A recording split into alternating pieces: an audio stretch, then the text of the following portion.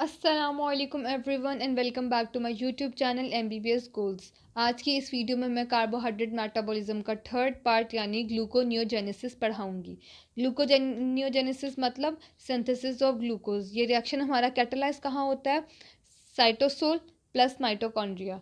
अब इसकी सिग्निफिकेंस क्या होती है? इससे हमारे पास हम मीट करते हैं requirements of the glucose in the body when the carbs are not available in sufficient amount from the diet. हम स्टार्ट करते हैं रिएक्शन को। अब सबसे पहले आप लोगों ने आसान तरीका ये, आपने जो ग्लाइकोलाइसिस वाला जो आप लोगों ने पूरा फ्लो चार्ट बनाया था ना, आपने वैसा का वैसा बना देना। ग्लूकोज से ग्लूकोज सिक्स फॉस्फेट, फिर फ्रुक्टोज सिक्स फॉस्फेट, फिर आगे ये इसकी क्लीवेज जो ये हमारे पास रिएक्शन के बाद वेट की फॉर्मेशन होगी है। अब ग्लूकोनियोजेनेसिस का मतलब ये है कि हमने वापस ग्लूकोज की फॉर्मेशन करवानी है, यानी हमने रिएक्शन को ऑपोजिट डायरेक्शन की तरफ मूव करना है। अब इसमें हम क्या करेंगे, हमारे तकरीबन जो 5 रिएक्शंस है वो तो रिवर्सिबल है, वो तो आराम से वापस पीछे चले जाएंगे, हमें कोई टेंशन नहीं है।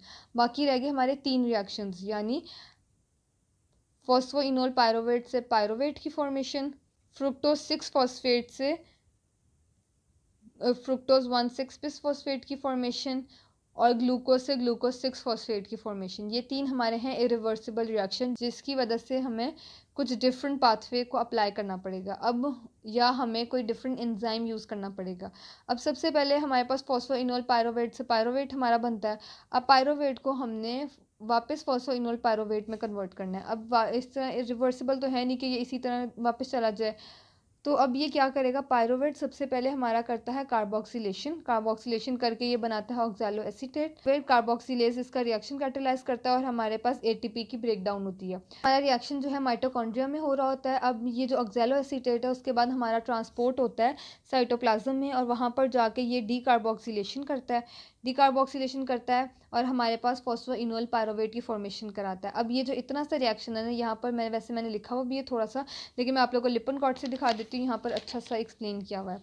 ये देखिए हमारे पास आ जाता है पायरोवेट जो है हमारे पास कार्बोक्सिलेशन के बाद हमारे पास ऑक्सैलो एसीटेट में कन्वर्ट हुई, ये हमारा माइटोकॉन्ड्रिया, और अंदर यहाँ पर हमारा ये साइटोसोल है। अब ऑक्सैलो एसीटेट ऐसे ही ट्रांसपोर्ट नहीं हो जाती बाहर, पहले ये कन्वर्ट होती है मैलेट में।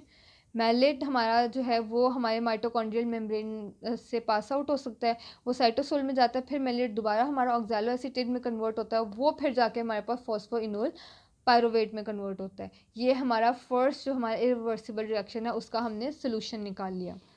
अब नेक्स्ट जो हमारे पास आ जाता है फिनोल पायरोवेट, हमारे पास आगे रिवर्सिबली दोबारा आगे चीज़ों में कन्वर्ट होता रहता है। अब जो रिवर्सिबली जा रहे हैं इसका मतलब उनके एंजाइम भी वही पुराने वाले जो हमने ग्लाइकोलाइसिस में पढ़े हैं। अब जब हम आगे इधर आते हैं, 6 फॉस्फेट फ्रुक्टोज 1,6 बिस फॉस्फेट में कन्वर्ट होता है हमारा, जो हमने ग्लाइकोलाइसिस में पढ़ा था वहाँ पर था। तो अब यहाँ पर हमने इसको ऑपोजिट लेके जाना, यानी हमने फ्रुक्टोज 1,6 बिस फॉस्फेट को फ्रुक्टोज 6 फॉस्फेट में कन्वर्ट करवाना है। तो इसके लिए हम क्या मतलब है, हमने क्या करवानी है, डीफॉस्फोराइलेशन करवानी है, और ये रिएक्शन कौन कैटालाइज करवाता है, फ्रुक्टोज 1,6 बिस फॉस्फेट। ये हमारे पास आ जाता है रेगुलेटरी स्टेप है इंपॉर्टेंट। उसके बाद फिर हमारा रिवर्सिबल रिएक्शन जाता है, और उसके बाद हमने ग्लूकोज 6 फॉस्फेट से ग्लूकोज में जाना है। अब ये हमारा तीसरी मसला रह गया हमारा, अब इसको हमने ठीक करना है। अब इसका मतलब है इसकी भी हमने डीफॉस्फोराइलेशन करानी है, और इसमें हमने कौन सा एंजाइम यूज़ करना है, ग्लूकोज 6 फॉस्फेट। ये हम एंजाइम यूज़ करेंगे और हमारे पास एंड में ग्लूकोज की फॉर्मेशन हो जाएगी। अब ये सारे जो हमारे रिएक्शन है ग्लूकोनियोजेनेसिस, इसको हमने रेगुलेट कैसे करना है, ये मैंने लिखी में सारी इनके पॉइंट्स।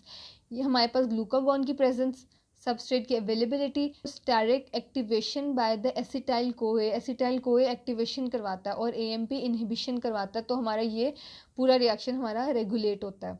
अब इसमें हमारे पास क्या हो जाता है, ओवरऑल रिएक्शन में हमें क्या चीज़ें मिलती हैं, हमें क्या मिलती हैं, 6 एडीपी की फॉर्मेशन होती है और 2 NADH मिलते हैं, और साथ हमारे पास हमें प्रोडक्ट क्या मिलता है, ग्लूकोज की फॉर्मेशन होती है।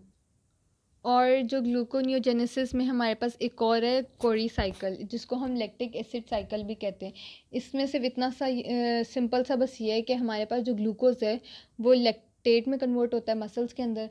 अब जो लैक्टेट है वो हमारा फिर लिवर के अंदर जाता है, तो वो उसको ग्लूकोज में कन्वर्ट करता है, और वही ग्लूकोज फिर दोबारा हमारे मसल्स में जाती है, और इस तरह ये सर्कुलर साइकिल हमारा मूव करता रहता है। इसकी सिग्निफिकेंस बस इतनी है कि हमारे पास lactate produce in the muscle is efficiently reutilize by the body. बस उसके बाद ये भी बहुत इजी और सिंपल और छोटू सा टॉपिक है ग्लूकोनियोजेनेसिस। मुझे उम्मीद है कि इंशाल्लाह आपको बहुत अच्छी समझ आई होगी। खुदा हाफिज़।